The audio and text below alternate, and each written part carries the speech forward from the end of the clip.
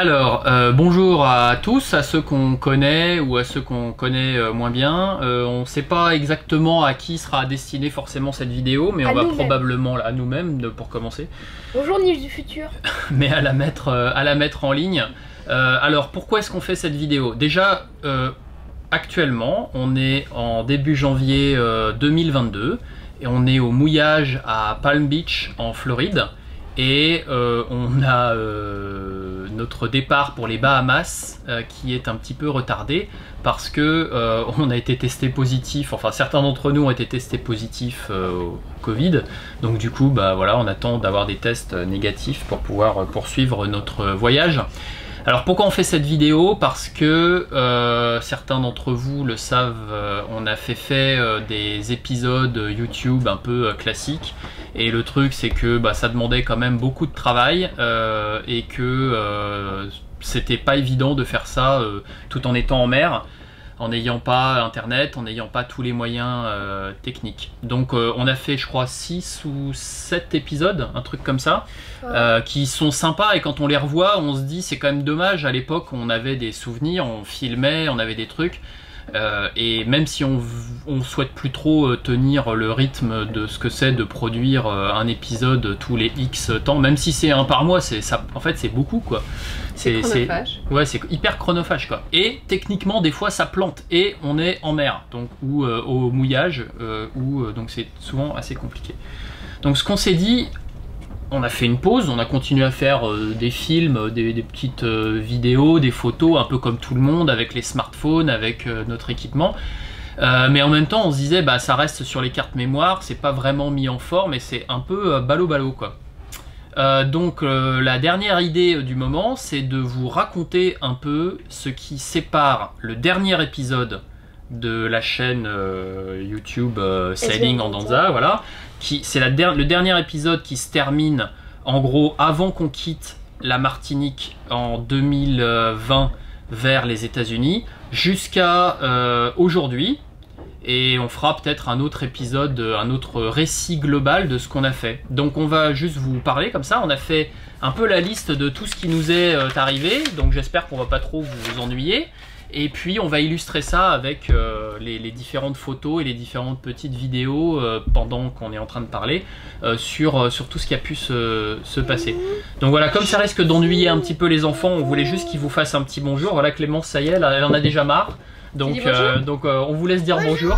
Voilà. Bonjour Nice du futur. Et Clémence, elle est habillée dans l'école de Poudlard. Hein, fais voir, monte ton costume. Voilà, il est chouette. Et donc voilà, on va vous raconter tout ça dans l'ordre, avec des anecdotes, des trucs sympas, des petites mésaventures ou des moments sympas qui nous sont arrivés depuis un an et quelques. Et puis comme ça fera un bon rattrapage. Allez les enfants, on vous libère là. Allez jouer. Ok, donc ça y est, on a libéré les enfants. Alors, je commence par la première partie, c'est-à-dire la décision de partir de Martinique. Donc on est je sais plus, fin avril. C'est après Pâques. Ouais, après Pâques, voilà. D'ailleurs, on a notre dernier épisode en fait filmé, monté, tout ça. Sur Pâques. Voilà, ça se passait beaucoup à Pâques. Ouais. On était avec un bateau qui s'appelle Siesta. Avec à bord Nina, Naoko et Nicolas. Voilà, et Mika, leur chien. Leur chien, ouais, des franco, alors franco-japonais pour Naoko. Donc si vous regardez les vidéos précédentes, vous retrouverez ces amis à nous qui étaient ancrés à côté de nous. On a passé en gros le confinement ensemble et puis comme il se passait pas grand chose, on a décidé de quitter la Martinique et de partir vers les États-Unis. Alors c'était chouette pour nous de pouvoir faire ça parce qu'il faut se remettre dans les conditions du moment, c'est-à-dire que il y avait beaucoup d'incertitudes sur ce qu'on avait le droit de faire ou pas, sur la dangerosité du virus, donc du coup c'était vraiment le bazar quoi.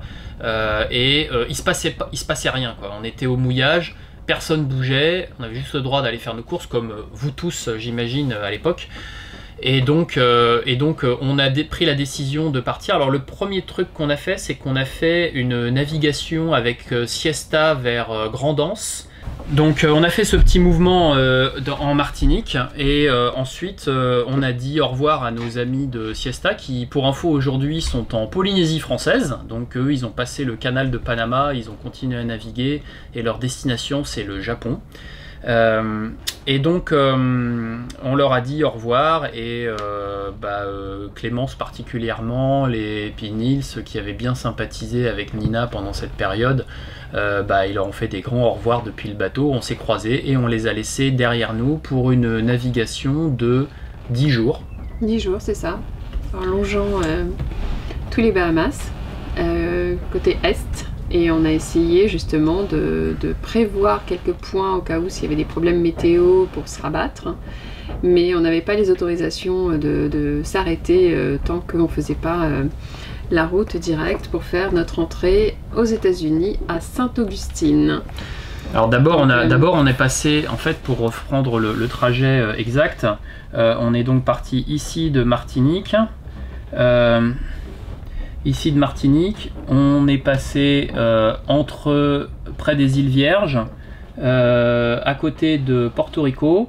On est remonté le long ici, donc pas beaucoup de vent sur ces parties-là. On a fait beaucoup de spi, donc ça c'était génial parce que ça nous a permis d'utiliser notre grand spi de 200 mètres carrés et d'avancer, pas très vite, mais à genre 5 nœuds, alors que normalement, clairement, on aurait dû être au moteur. Ici, comme disait Clotilde, on est passé à l'est des îles Turks and Caicos et ensuite à l'est des Bahamas. Tout ça, on s'est arrêté nulle part, hein, donc voilà.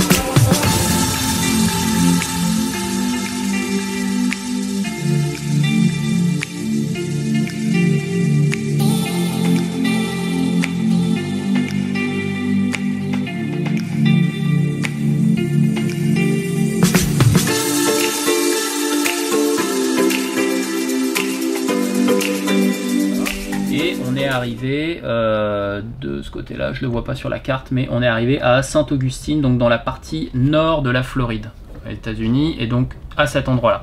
Donc entre ces deux trucs là, ça nous a pris une dizaine de jours, ça s'est plutôt bien passé, le vent était avec nous, il y avait personne sur la mer. Et ce qui était bien, c'est que justement tu avais pu faire ton visa au Portugal, donc c'est ce qui nous a aussi permis d'opter pour cette option. Parce que justement on n'avait pas de difficulté à pouvoir faire notre entrée à Saint-Augustine grâce au visa que vous aviez pensé à faire à Lisbonne. Parce que Clémence est américaine, elle est née à Pensacola. Clotilde, tu avais encore ton visa d'Air France qui était toujours valide. Et Nils et moi, donc, on a été faire notre entretien à l'ambassade américaine à Lisbonne. Parce que c'était avant le Covid, mais on avait déjà dans l'idée de venir aux États-Unis, donc on avait réglé tout ce truc-là. Et bien nous en a pris parce que ça nous a donné une super porte de sortie, parce que toutes les îles à l'époque de ce printemps-été 2020 voulaient voir personne, quoi. Donc on en connaît d'autres, des bateaux qui sont restés stockés pendant je sais pas combien de temps, mais en Martinique, en gros, il valait mieux pas bouger, quoi. On est arrivé je sais plus, le 5 ou 6 mai, le 5 mai 2020 à Saint-Augustine en Floride. Alors c'était super sympa de retrouver les États-Unis. On s'est mis à l'ancre à côté du centre-ville.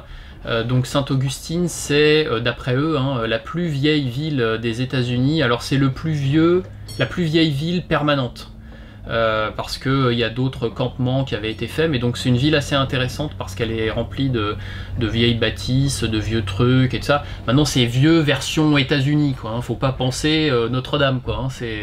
Ils ont quelques baraques un peu anciennes et donc pour eux c'est un truc hyper historique. Donc, il y a aussi un fort, enfin il y a pas mal de jolis bâtiments et d'architecture assez ancienne. Mais donc à l'époque où on est arrivé là-bas, encore une fois Covid, donc tout était fermé, tout était, voilà, c'était pas une ambiance de foufou quoi, mais c'était quand même mieux que là où on était avant, on était très content d'y arriver. Ah, on m'appelle, je reviens. Bon, on a profité pour faire la première étape quand on arrive aux États-Unis en tant que bateau étranger, c'est de se faire un permis de croisière, donc un cruising permit. Et on a trouvé un gars super sympa qui est d'ailleurs le gars que j'avais eu en contact depuis la Martinique pour lui dire bon c'est bon, vous allez pas nous rejeter à la mer quand on va arriver. Et effectivement non, c'était pas du tout le cas. C'était cette époque où la Floride était encore un peu en déni du Covid, donc ils n'étaient pas hyper stressés quoi. On a ensuite décidé de partir en road trip. Oui. On a pris une bouée à Sainte-Augustine pour sécuriser le bateau. Et comme on avait des amis dans le secteur, enfin un peu autour, on s'est dit allez hop, on s'organise tout un périple, on loue une voiture et puis on y va. Donc on a commencé par aller du côté d'Atlanta, donc on a mis le bateau effectivement en sécurité et puis on est parti donc de Sainte-Augustine. On a été jusqu'à Atlanta, ici en Géorgie, où on a vu Jérôme et Tammy, donc Jérôme qui était avec moi dans la marine, et leur fille Justine, avec qui Nils a plus ou moins grandi, puisqu'on était ensemble en Bretagne à une certaine époque. Alors... You got it! You got it.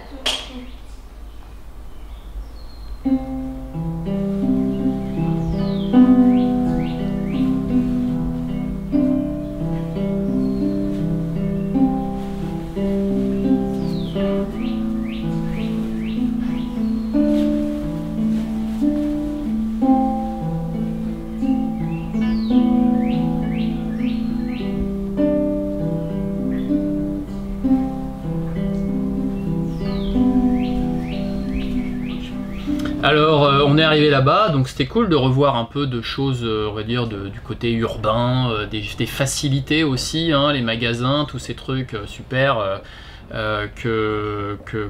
qui peuvent manquer parfois quand on est dans une vie en bateau où tout est des fois un petit peu plus galère, mais bon, ça fait partie du package quoi. Donc on est arrivé là-bas, et là, Clémence, elle a commencé à avoir quelques petits soucis, donc sans rentrer dans les détails, il a fallu que, après avoir appelé des hôpitaux, donc c'était une infection quoi, et il fallait que on s'est rendu compte que c'était pas du tout facile de faire jouer notre assurance aux États-Unis, à part si elle était hospitalisée, ce qui n'était pas le cas. Bref, on avait fait 6 heures de route pour aller de Sainte-Augustine jusqu'à Atlanta, et on a fait l'aller-retour. Qui était avec moi? T'es venu avec moi? Ouais, voilà, donc on a laissé Nils chez Jérôme, Tammy et avec Justine. Alors lui il était super content, il a joué à Minecraft, donc ça s'est très bien passé. Voilà, et nous on s'est fait 6 heures dans un sens parce qu'on a été pas prévoyant et on n'avait pas pris les fameux médicaments avec nous, même si bon, ça arrive pas non plus tous les 4 matins, donc bon. Mais c'est arrivé à ce moment-là. Donc on a fait l'aller-retour, on a un symptôme copain, un gars qu'on avait rencontré qui était sur le bateau d'à côté, qui est venu nous chercher en annexe à minuit ou à 1 h du matin, je sais plus, tard hein, en tout cas. En tout cas dans la nuit. Ouais, dans la nuit, il est venu nous chercher. On a pu donner le traitement qui nous avait été donné par le chirurgien quand on a quitté la France, parce qu'on avait prévu justement en cas de problème sur le bateau pour traiter Clémence. Donc on avait vraiment tout dans ta trousse d'urgence. Donc on a tout de suite donné le traitement à Clémence et ça a fonctionné rapidement. Et après coup, du coup on a refermé le bateau et puis on a passé la nuit, enfin on a fini la nuit sur notre bateau et puis après on est reparti. Je crois qu'on a passé que quelques heures en fait. On a fait l'aller-retour pour aller chercher un peu d'antibiotiques. Voilà. Parce que aux États-Unis c'est pas possible de dire je passe chez le médecin pour 30 €, je me fais une ordonnance et je vais commander des antibiotiques ou demander des antibiotiques. Malheureusement ça se passe pas comme ça du tout quoi. Déjà pour avoir un rendez-vous, aux horaires où on était, tout était compliqué quoi.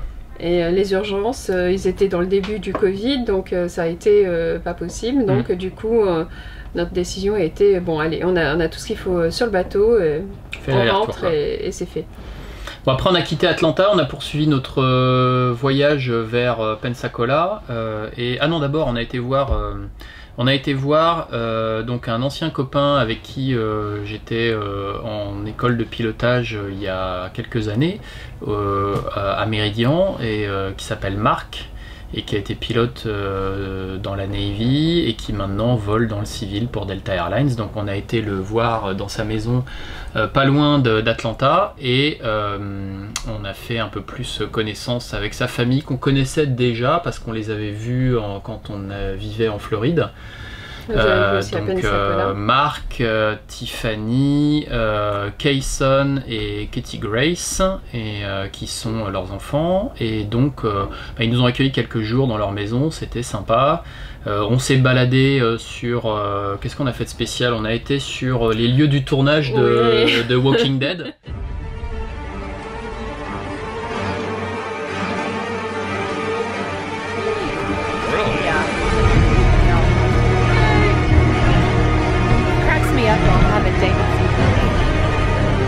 And today we're in Sequoia, Georgia, right? Sequoia. Alright, Senoia. And that's actually a filming location that they use it in many movies, and one of them is very famous, is The Walking Dead, right? Yes. What other movie did they film here? Part of Pet Sematary was filmed here. Okay. So you're Mark's daughter, my friend Mark, that used to fly again. He's over there, but he doesn't want to talk. He doesn't want to be on YouTube. And if you look here, that's actually the set from The Walking Dead. Like, I forgot what town or city there is. It's one of the compound that the survivors and, you know, Rick and all the bunch are defending themselves. So this is a town where nobody lives. It's just walls, and if you remember, if you're watching the show, that's where all the zombies are like trying to get over the fence, and they all go crazy shooting them down with everything else that happens. So yeah, we're gonna take a little walk around the city and see if we can spot some interesting filming location. Let's go. Do I sound professional? You sound very professional. Ensuite, on a repris la route. Donc là, depuis Atlanta, sud d'Atlanta, on a repris la route et on est arrivé jusqu'à Pensacola, qu'on connaît bien puisqu'on y a habité pendant 2 ans. Hey Clémence, you like monster trucks? Yeah, Why? they are cool. Okay. He's white. Okay, she is definitely an American. Là, on a fait un peu le tour de tout le monde, donc entre autres de Tom, Bobby, qui sont des amis qui travaillent dans le domaine des bateaux là-bas, qu'on a revu avec plaisir. Et I am from the planet Vulcan. Live long and prosper. puis Johnny qui a fait la traversée de l'Atlantique avec moi en 2016, et aussi Philippe et Annie, donc le couple qui m'ont accompagné, sont les 3 qui étaient avec moi pour ramener Andanza en 2016 vers la France. So GoPro Annie, are you back? Hello, I am. Say hi to your fans. That's what we got from Joe Patty's today. And we know it's gonna taste good because Chef Philippe is taking care of it. Right, Chef Philippe. Yeah, with the French accent. Oui, oui. Le chef. Et on a passé aussi quelques jours chez eux, et on a vraiment fait tout par rapport à des personnes qu'on connaît grâce au bateau, puisque on a aussi passé quelques jours chez Brandon, Ouais. qui a géré tout ce qui était la réparation du bateau dans l'année 2015 à 2016 et sa préparation pour la traversée.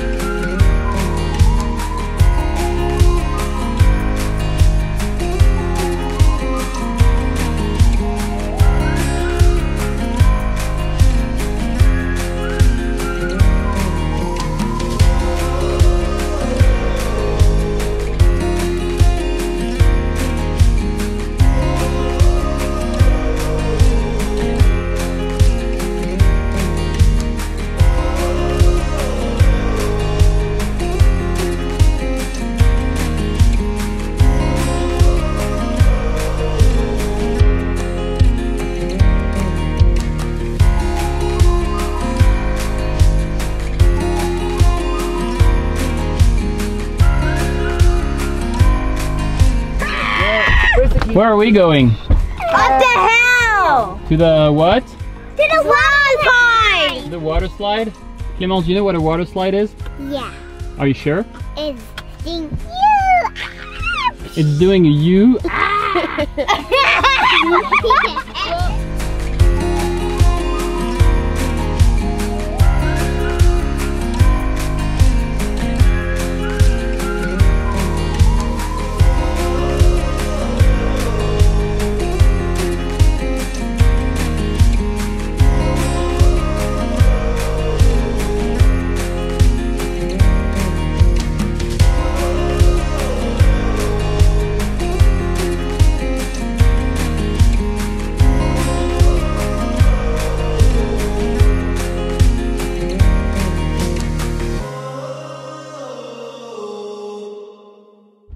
Did you try the slide?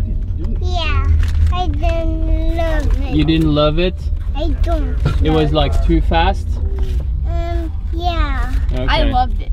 Alright. I don't love it. I wish Voilà, et puis bah bon, Pensacola, rien n'avait trop changé. On a pu aller aux endroits habituels du style Joe Patty et compagnie, qui sont les points marquants de la ville. Puis même pour Nils, il a pu revoir un Ouais. copain. Enfin, c'était le moment où il a pu retrouver. On est repassé devant notre ancienne maison, donc forcément, c'était Ah ouais. c'était Notre voisine là, qui avait, je sais plus quel âge elle a, mais 80. Miss Busby, Miss Busby, ouais. qui était toujours là et qui gardait toujours dans le quartier la même ambiance. Hein. C'était Ouais. sympa de pouvoir revoir un peu tout ça. Après, on nous a dit un truc marrant, on nous a dit il faut pas que vous quittiez le coin avant d'aller dans une station-service complètement folle où il y a je sais plus combien, 250 pompes. Tell me where you recommend we go today. What describe to The me cultural, significance of this area can really be found in one place. Buc-ee's. Brandon said it's America on steroids. Yes, yes. I think you get a real sense to get the gas. You have to eat the food that's being made. Take much of the processed packaged stuff out of there. Buy all the. But is it okay if I nonsense. don't have a monster truck to go there? You may be frowned upon pulling in this Yeah, or vehicle out tiny here. like rental car. Yeah. All right. See- We'll try to blend in nonetheless. They only sell, 20 gallons of gas or more. You can't just go in and fill a 10-gallon tank. I mean, that would be anti-Buc-ee's. So. Yeah, well. Et puis alors là, le truc de fou, c'est que on a été faire là-bas, c'est un concept, faut être américain pour faire ça. Hein. En fait, c'est une espèce de station-service, normal, hein, donc on vend de l'essence et des trucs à manger et quelques petites babioles, quoi. Sauf que là, ils ont fait ça, mais genre Maus, quoi. Et du coup, comme ils font ça Maus, ils vendent en plus le carburant un peu moins cher. Et en plus, là, on était au moment du Covid où le prix du carburant était très bas. Et je crois qu'on a payé 1,39$ le gallon. D'ailleurs, à chaque fois qu'on s'arrêtait faire le plein de la voiture de location, on en avait pour entre 18 et 20$. Donc 15 à 20 € le plein d'essence. C'est quand même assez spécial. Versus 50 € en France. Ouais, voilà. Donc ça nous a bien permis de pas trop se poser de questions sur les kilomètres qu'on faisait avec la voiture.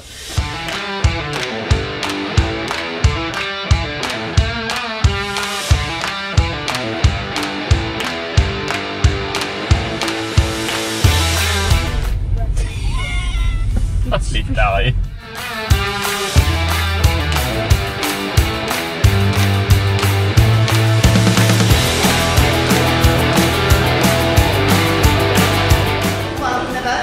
Thank you. It's a lot of barbecue and beef It's the best store ever. Is it? I love this store. We stop all the time. We're not from here. We're from France. Oh, cool. I'm from Louisiana. Yeah? We stop here every time. Back to the Buc-ee's. It's not a normal gas station. Have fun. Yeah, Thank you.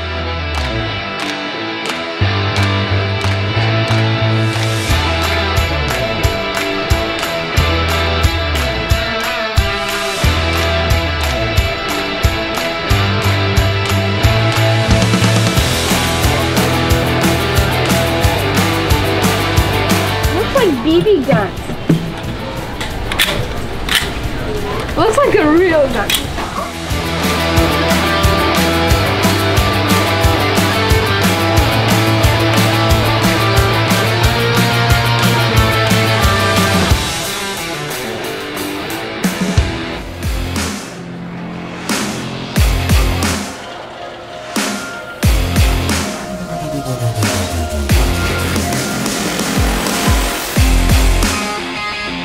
rocky road, so it's got walnuts and marshmallows. I'd like to try the one with the mint.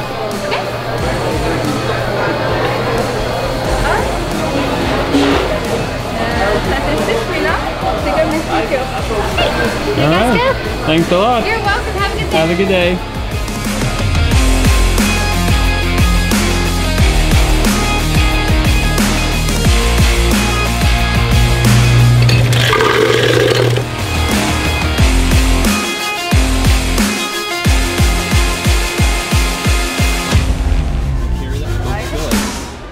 Yes, sir. Well, we've got 14 different kinds of jerky. You are calling one of them the nuclear? Nuclear, that's what I call it. That's a personal thing, but it's a personal name. It's our ghost pepper down here at the end. Okay. I'll take a strip of the nuclear then. Okay, yeah, absolutely.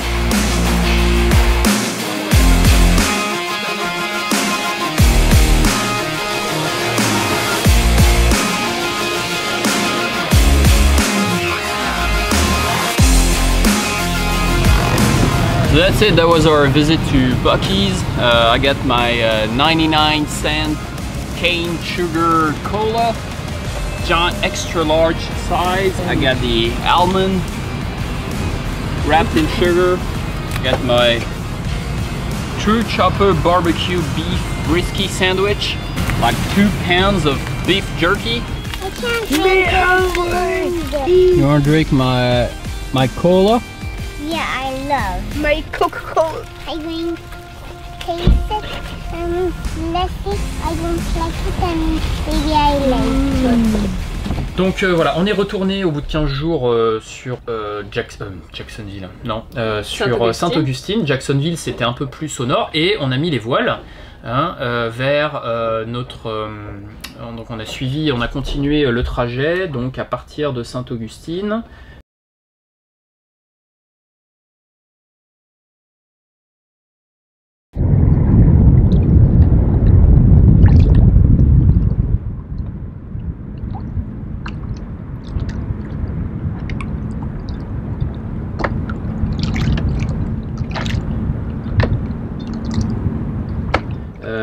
Ici, on est remonté, on s'est arrêté dans une île qu'on ne voit pas ici sur la carte, mais qui s'appelle Cumberland Island, un petit peu près de Savannah.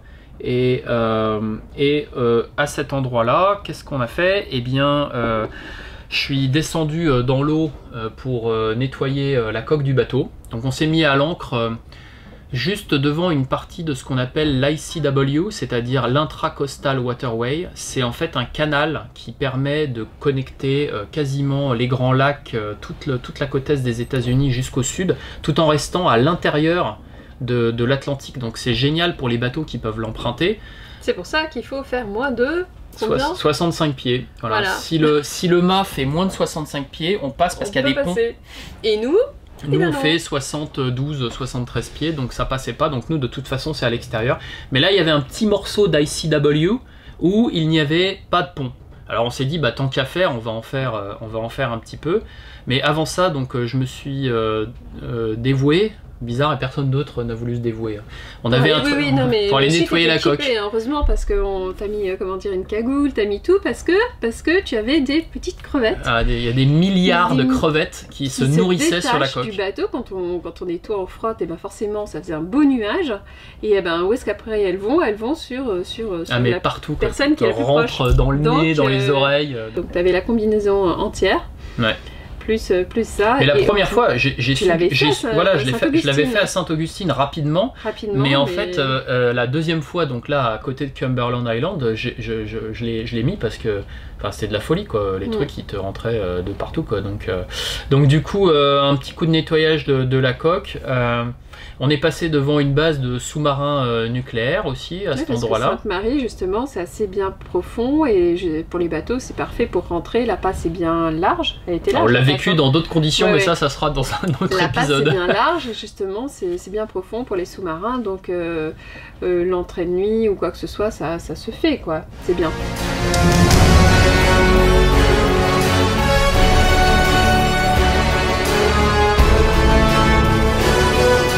Repair submarine and repair a submarine. They are your submarines, right?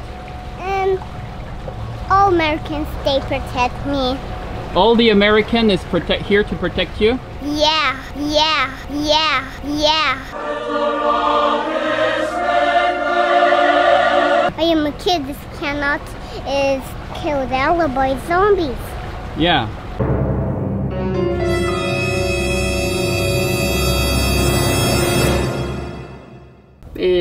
Et on a pu commencer à passer la CW. L'ICW. Alors qu'est-ce qui s'est passé dans l'ICW? Oh bah, qu'est-ce qui s'est passé? Forcément, est-ce que je pouvais tenir un peu la barre? Bien sûr. Et quand on... Il n'y a pas de problème. Donc je suis à la barre et puis bien sûr bouée verte, bouée rouge, on est très bien entre les deux.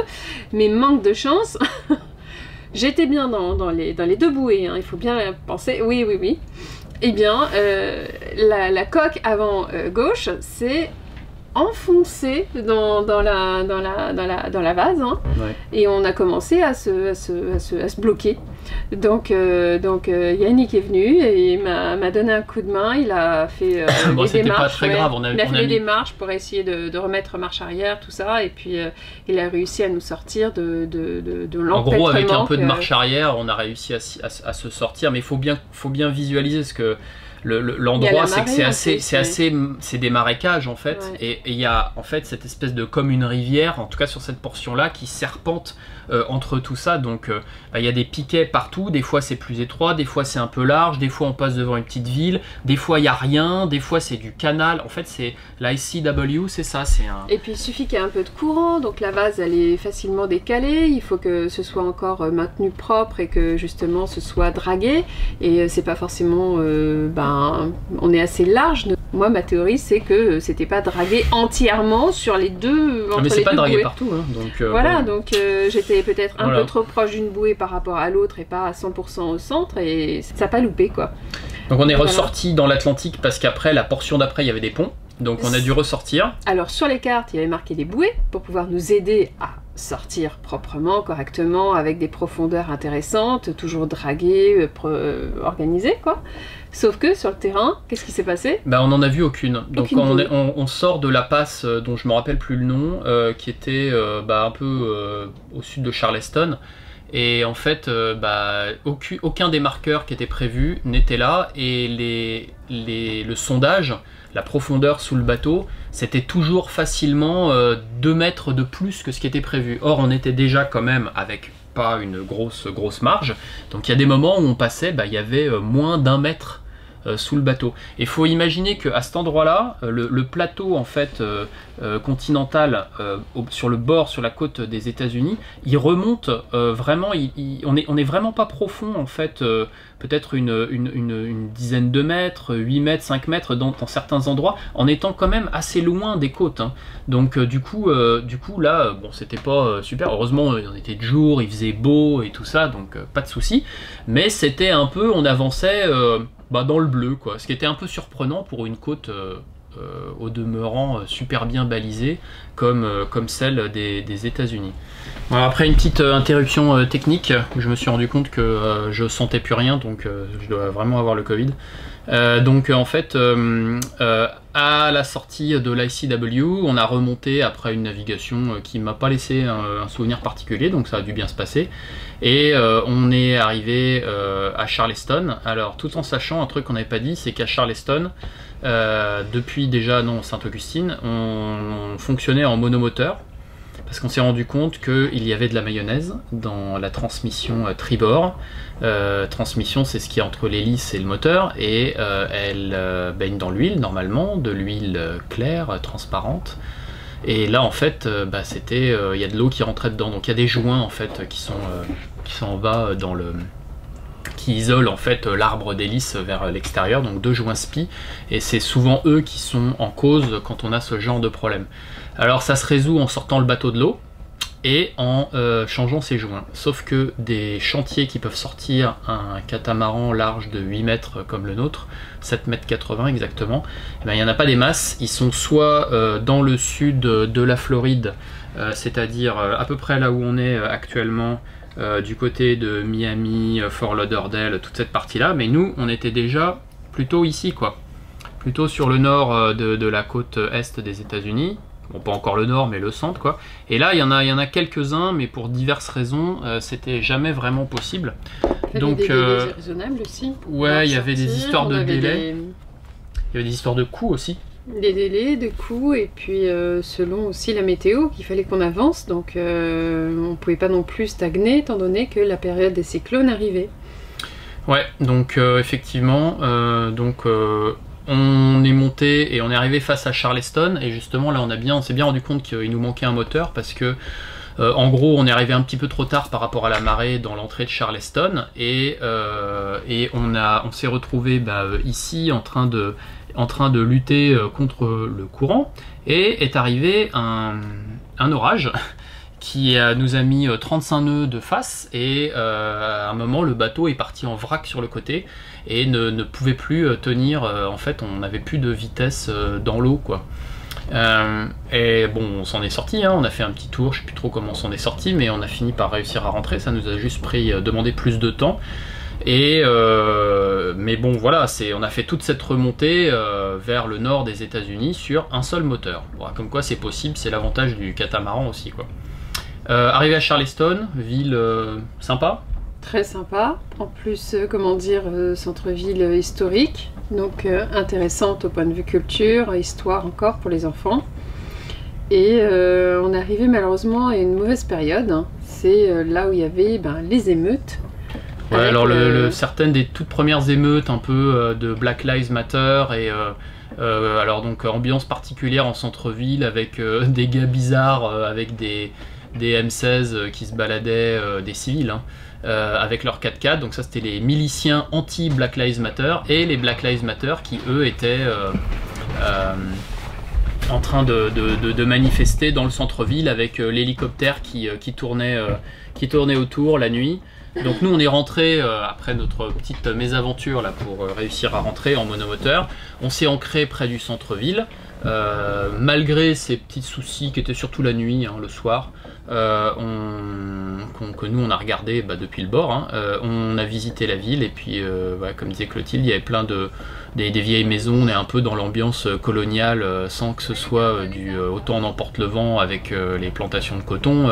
On sent quand même bien que c'est le sud des États-Unis, avec ces maisons classiques, ces grands arbres, ces rues ombragées avec les mousses qui tombent des branches et tout ça. Donc vraiment sympa à visiter. On a pu revoir aussi des amis, ce qui nous a permis de les mêmes qu'on a vus en fait pendant notre tour terrestre. Donc Jérôme, Tammy et Justine qui sont venus depuis Atlanta, et Marc, Tiffany, Kayson et Katie Grace qui sont venus aussi depuis Atlanta, passer une nuit ou deux sur le bateau, et ça leur a, pour les seconds, ça leur a permis de découvrir complètement ce que c'était que de dormir. L'aspect de la vie à bord, donc qu'ils ne connaissaient pas du tout. Ce qui est marrant, c'est d'imaginer, effectivement, ils vivent dans une maison très vaste. On les a mis dans un lit de 1,30 m de large, les grands adolescents là qu'ils ont dans des petites couchettes et tout ça. Puis nous on s'est casé ailleurs, et c'était assez rigolo justement de leur montrer un petit peu quelque chose qu'ils connaissaient pas, quoi. Oui, parce qu'en plus eux aussi ils sont comment dire, sensibilisés sur comment produire de l'eau, comment chauffer une maison façon écologique, etc. Donc justement on a des points communs sur aussi gérer l'énergie à bord, et c'était très intéressant parce qu'ils ont pu découvrir tout cet aspect sur le bateau.